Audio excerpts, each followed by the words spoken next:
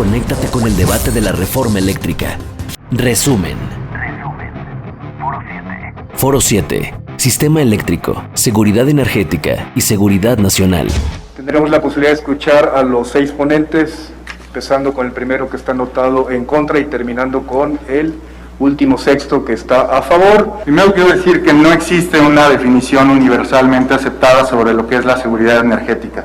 Se trata de un concepto que difiere en función de los intereses, la vocación y las condiciones que tiene cada país en el mundo. La propuesta de reforma busca reincorporar, entre otras cosas, el control del SENACE hacia la CFE. El propósito de ello es modificar la orden de mérito en el despacho eléctrico. La orden de mérito es muy sencilla. La regla es: aquella energía de la central que esté produciendo más barato es la primera que se inyecta a la red eléctrica. El cambio climático está aquí y es más grave de lo que todos creíamos, y sus consecuencias también lo serán. ¿Qué mejor objeto, les pregunto a todos ustedes, si no es para la seguridad nacional de nuestro país, el hacer frente a esa amenaza que va a caer sobre varias generaciones de mexicanos? Existen riesgos y amenazas en la industria eléctrica que pueden poner en peligro la seguridad nacional. La magnitud de los actuales y su capacidad de daño físico y económico a la infraestructura y otras actividades de la industria obligarían a otorgarles la mayor importancia, incluso por arriba del objetivo de la competitividad económica.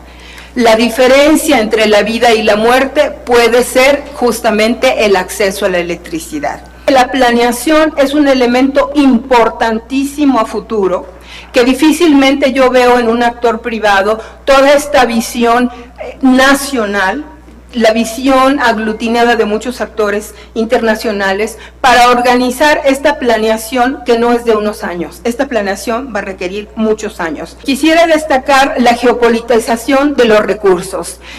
La cuestión no es que no sea libre el sol y el aire, es que todos los dispositivos que vamos a requerir para el sector, la industria eléctrica, los autos eléctricos, las baterías, que son el litio, las tierras raras, los minerales estratégicos, tienen un componente geográfico y aquí es donde radica la posibilidad de conflicto por su localización.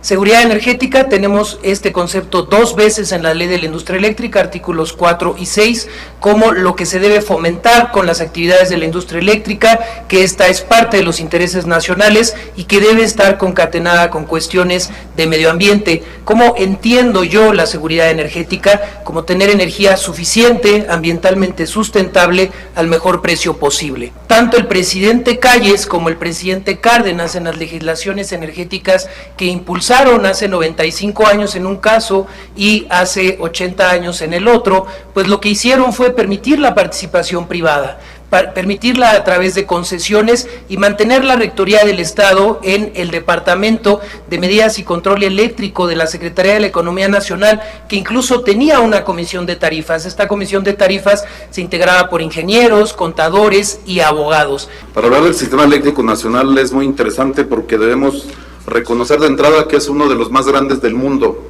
y que sí está interconectado y que es robusto, totalmente robusto. Es un sistema integrado que da servicio a todo el país y alcanza el 99.2% de cobertura del servicio a toda la República Mexicana. En el disturbio de febrero vemos cómo los privados, ahí fíjense en el circulito blanco, curiosa y casualmente se desconectan cuando se va el gas o cuando sube de costo, porque al inicio de la falla por gas el costo estaba en $3 por millón de BTUs y se dispara hasta más de 400 y ahí se cierra la válvula del gas de los generadores privados. Qué padre, ¿no? Y obligan a que la CFE atienda el servicio como no lo hizo ni Texas, por ejemplo. Nosotros lo restablecimos ahí en la siguiente lámina, vamos a ver en la gráfica cómo fuimos restableciendo desde el día que se presenta la falla, el 15 de febrero, y cómo lo rojo que se observa en ese gráfico era únicamente lo que no tenía servicio, y lo que no tenía servicio era lo que no tenía respaldo. Juárez, en Chihuahua, un poquito en Coahuila, un tantito en Nuevo León, y el resto del país no teníamos problemas. Estuvimos rotando carga de diferentes partes para, por ese sistema robusto e integrado, alimentar el servicio a los 47 millones de clientes. El tema es que la pobreza energética le impacta a más del 28% de los hogares en México.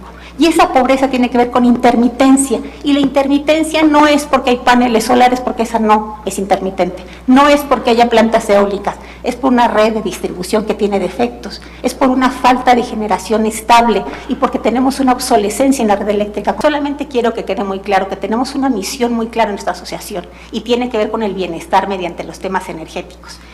Queremos hacer innovación, queremos construir para poder generar mejores sinergias, colaborar, pero lo más importante, ser incluyentes y buscar en todas las voces una participación equitativa. Y la última de mis diapositivas habla de las dimensiones de la seguridad energética, retomando lo que platiqué hace rato. Y en la última, por favor, ahí vamos a ver cuál es nuestra propuesta definitiva. Y ahí es donde la ven. Necesitamos democratizar la energía. Tenemos que formar más talento en investigación y desarrollo e innovación en México. Tenemos que hacer financiamiento sustentable, no solo económico, sustentable, contemos al medio ambiente en estas cuentas. Tenemos también organismos reguladores, requerimos organismos reguladores autónomos e independientes. No puede ser juez y parte la CFE, necesitamos que haya esa independencia, esa gobernanza sana y por último, un sistema energético sustentable, seguro y soberano. Hay tres pilares fundamentales que estamos buscando con esta reforma eléctrica, que es la garantía del suministro, precios justos y un modelo sostenible. Todas las diferentes tecnologías que existen en la generación actual,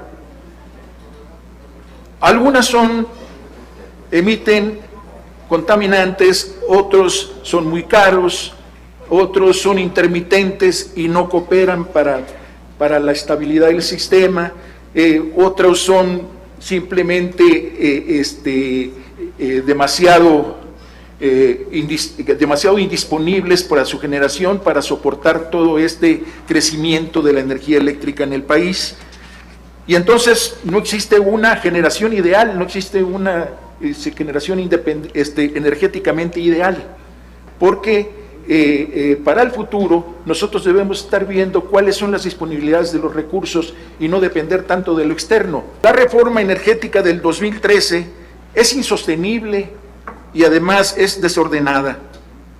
Vulnera al sistema eléctrico nacional. Habló usted del riesgo de la infraestructura. A mí me gustaría que puntualizara, si me hace favor, a qué se refiere exactamente, ya que la transmisión y distribución son servicios públicos manejados exclusivamente por el Estado a través de la CFE, transmisión y distribución. Me hace un poco no entiendo dónde estaría el problema.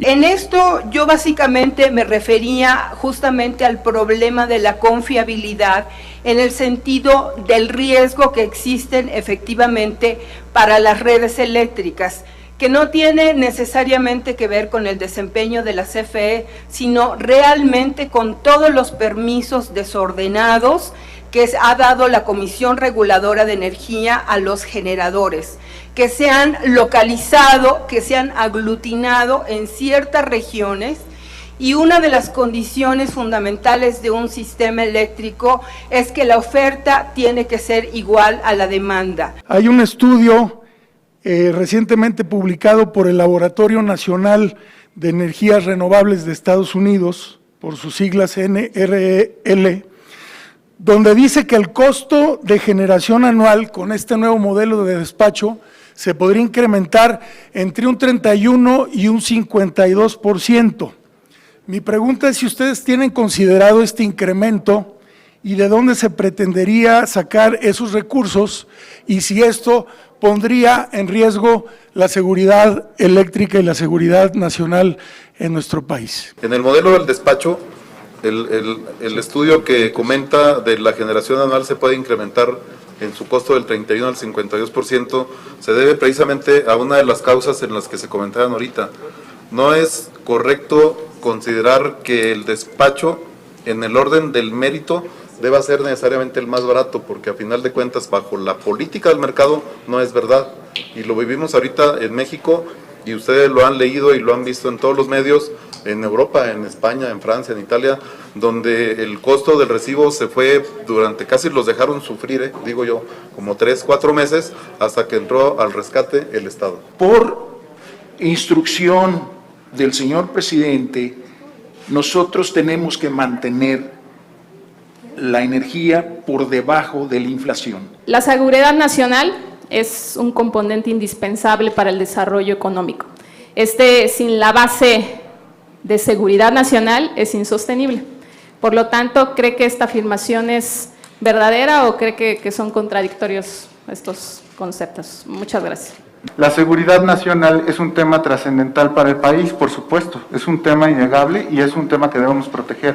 De ahí que haya mencionado, y como lo dijo la doctora Rocío, efectivamente, hay que proteger, según la ley, a la sociedad mexicana de amenazas, y por eso yo les decía, qué mayor amenaza que no es la que tenemos enfrente, no nosotros, no nuestros hijos, no los hijos de nuestros hijos, sino todos los mexicanos que están por venir, que atender el problema de cambio climático. Y atender el problema de cambio climático implica tener un sistema eléctrico robusto que atienda precisamente las necesidades de acoplamiento de estas tecnologías. De manera particular me gustaría que el licenciado Cendejas nos pudiera decir cuál es el balance que hay en relación con la reforma del 2013. Como un exfuncionario de la Secretaría, creo que podría decirnos efectivamente qué es lo que pasó y qué es lo que en este momento tenemos y a qué nos podemos enfrentar con esas modificaciones que se están haciendo.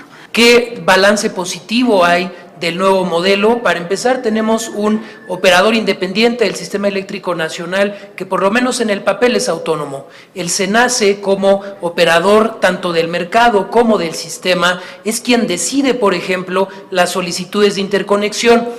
Puede ser, suponiendo sin conceder, que hubiera un exceso de permisos de generación. Sin embargo, no se van a poder conectar a la red si el SENACE no se los autoriza. Y el SENACE está controlado por el Ejecutivo Federal, que es quien nombra a su director general. Hablan mucho del incidente de Texas. Bueno, el incidente de Texas se debió a un encarecimiento del gas. CFE, para sus plantas de ciclo combinado, tiene pensado abastecerse de más gas. Bajo esta lógica, ¿no sería contrario a la soberanía energética esto? Esta cuestión que ahora están criticando, nosotros estamos recibiendo este legado neoliberal de que es un problema verdadero de todo lo que se tiene que pagar por el gas. Aún así, se ha capitalizado una situación adversa, ¿sí?, como este compromiso, en términos bien positivos. ¿Por qué? Porque a México le conviene ese precio del gas, a la luz de lo que tienen que pagar otros países, que es un precio altísimo. No estamos en la condición de no comercializar más ese gas, y por eso es que nos llevamos a cabo en planeación para de aquí al 2024 9,000 megawatts a instalarse de ciclos combinados una parte, y esos ciclos combinados son de la máxima eficiencia que hay disponible en el mercado y de última generación tecnológica. Quiero preguntarle al maestro Fernando Cendejas, que hizo una defensa vehemente de ese modelo privatizador que llevó a la reforma del 2013, si él me podría decir, para ilustrarnos y tener los mayores elementos en el momento de que sea discutida en comisiones y luego en el Pleno, si alcanzamos los votos, que de no ser así, ¿cuál es el futuro que vea la industria eléctrica y cómo garantizar la confiabilidad del sistema eléctrico en nuestro país? ¿Cómo le haríamos para mantener la confiabilidad? Pues con los instrumentos que ya nos da la ley de la industria eléctrica, la planeación que la tiene el Estado. Hoy en día esta le corresponde a la Secretaría de Energía y por ley se debe expedir el PRODECEN, y lo ha hecho la Secretaría de Energía en estos 3 años. En mayo de cada año debe de publicarse el PRODECEN, y se compone de 3 grandes documentos principalmente: el programa de instalación y retiro de centrales eléctricas, programa indicativo, el PIRCE, el programa de ampliación y modernización en materia de transmisión y el programa de ampliación y modernización en materia de distribución. ¿Cómo piensan en CFE avanzar hacia la transición energética, en la matriz energética, si de acuerdo al plan de negocios 2021-2025 se siguen priorizando proyectos de generación con ciclo combinado. Sí hay una planeación que nos permite cumplir con los requerimientos internacionales del Tratado de París, por ejemplo, tener para el 24 un 35%, y para el 2035 nos vamos a un 50% en energías limpias. Y no es solamente la central fotovoltaica de Puerto Peñasco.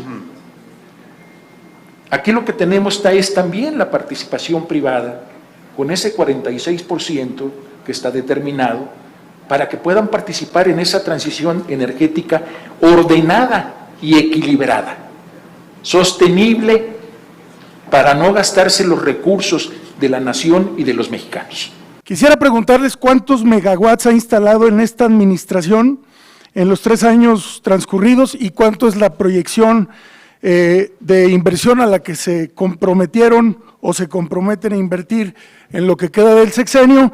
Y con esto preguntarle a Luis Serra si este proyecto de reforma como está planteado, realmente usted considera que garantice el suministro de energía eléctrica para nuestro país con las proyecciones de demanda hacia los siguientes años. Los megawatts que vayamos a instalar, más bien los medimos en energía.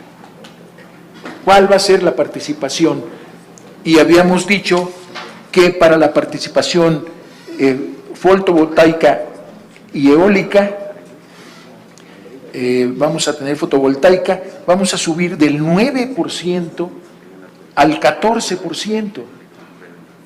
Entonces, eso en megawatts hora, pues son significantes. En corto, diputado, a su pregunta, si con esta reforma podemos garantizar el suministro de esas necesidades de consumo a futuro y a largo plazo, es no, y no de una manera incluyente, y no de una manera sostenible, y no de una manera costo eficiente, ni siquiera a nivel social. No estoy hablando a nivel de rentabilidad financiera.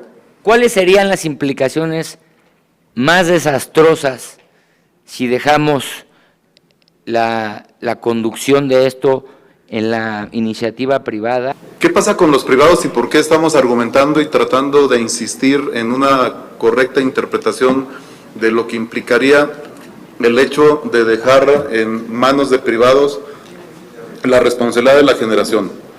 Todos los que estamos aquí, pues bueno, estudiamos y sabemos finanzas y conocemos de economía y hemos estudiado y hemos leído cuáles son los conceptos holísticos desde el punto de vista de sistemas globales, de economías y de escalas. Pero los privados hemos encontrado y lo hemos discutido esta mañana, buscan el mayor beneficio al menor costo. Para el ponente Luis Serna, no sé si me podrías decir si crees que la reforma del 2013 del presidente Enrique Peña Nieto fue una buena reforma, y también si crees o no que le permitió a alguien abusar. Pues mire, diputado, a mí, creo yo, no me compete establecer si hubo o no hubo abusos en un proceso como el de la reforma de 2013. Creo que hay las instancias y las autoridades correspondientes que pueden dirimir esos temas. Dicho eso, sí que puedo decir, y nada más como aclaración me gustaría hacer, el tema de que, pues sí, efectivamente la reforma fue promulgada por el presidente Peña Nieto, pero fue una reforma que se acordó y que se discutió también en Congreso. Por supuesto, no todos en el Congreso votaron a favor de esa reforma, pero eso es, creo yo, lo que constituye un ejercicio democrático. Por cada barril de petróleo que se refina en México se produce 30% de combustóleo y no tiene dónde disponer de ello, y por eso lo quiere quemar en las centrales termoeléctricas de la Comisión Federal de Electricidad a costa de nuestra salud, del medio ambiente, de la calidad del aire y de emisiones de gases de efecto invernadero. A partir del 1 de enero de 2020 entró una nueva progreso en la regulación de la Organización Marítima Internacional, a partir de la cual se reduce pues el contenido de azufre al mínimo posible en todos los combustibles para este tipo de transportaciones, específicamente el heavy fuel oil, que es el combustóleo, que es el que utilizan ese tipo de embarcaciones, pues no podría ser utilizado, y eso generó una presión ciertamente en Petróleos Mexicanos y en el Sistema Nacional de Refinación, que efectivamente la mayoría de lo que produce ese Sistema Nacional de Refinación no son gasolinas, es combustóleo.